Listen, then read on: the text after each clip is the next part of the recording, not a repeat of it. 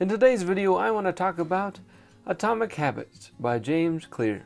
This book was a gift from my sister Noelle, so first off I want to say thank you to Noelle for the book. I really enjoyed it. And on that note, I have a few takeaways that I'd like to share with you today. Before we dive into those takeaways though, I want to kind of set the scene of the book. You may have already heard some of the components from the book if you follow anybody in the sales field. Common takeaways from the book are getting 1% better, or changing your habits to change your life. That's the essential premise of the book. But knowing all this, my first takeaway from the book is to start with who you want to be. I have worked on goal setting on this channel, and I'm sure you all have tried goal setting in your own lives. What I found interesting about this book is that the goal that James Clear kind of set out for people to figure out is who you want to be. This is my first takeaway because I've had some goals that were easier to follow through than others. And in trying to figure out what the difference between all of them was, I found that some were more consistent with who I wanted to be and some were less consistent with that. Moreover, he brought up an interesting point. Goals can only take you to the point that after you've completed a goal, you have to set a new goal.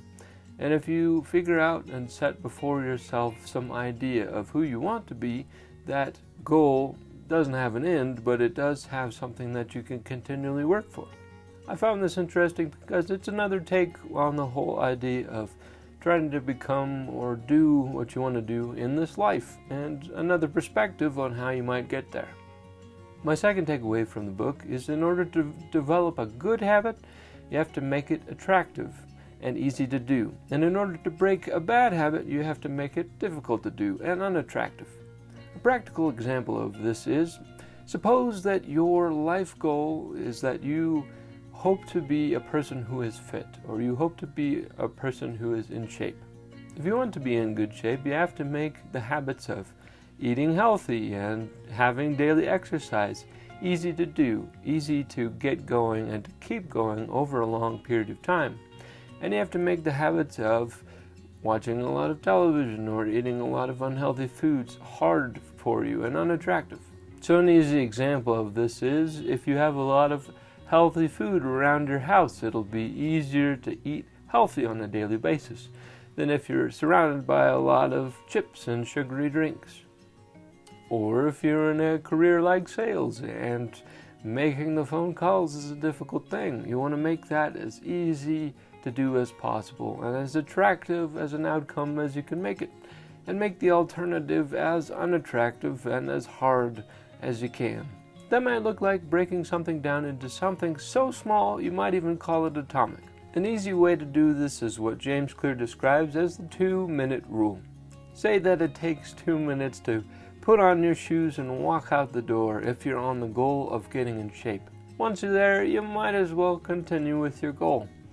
But that's an easy, repeatable action that you can do day over day and make a habit of it. Or say you want to be multilingual and you're trying to learn a new language, but you're having difficulty getting into the language. Just spend a couple minutes practicing a new word or phrase and build off of that gradually. But the important part is to not get too far off that 2-minute rule until you've developed the habit, because the habit's what's going to take you in the long run.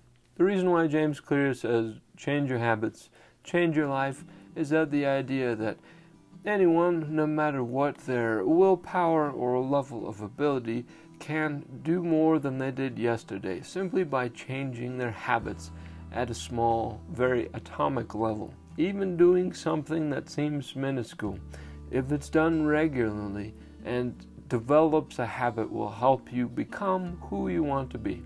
My last takeaway from the book is to keep track.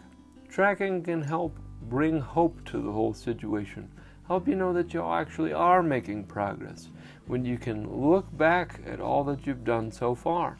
It can also be the place where you start to grow. Say your habit started small with a 2-minute habit. Maybe in the future weeks your habit becomes a 3-minute habit of something of the sort. As we grow and record our habits, I think we can find encouragement in how much has already been accomplished. Making 100 videos seemed really hard a couple of years ago, but now we're here and I have over 100. And now I can imagine there's more out there, that I can do more, simply by looking back and saying, it's accomplishable. The same can be said about any habit on the road to developing who you want to be. And with that said, that's the end of the video. If you liked it, please give it a big thumbs up and subscribe down below if you haven't already, and I will see you in the next video. Totally.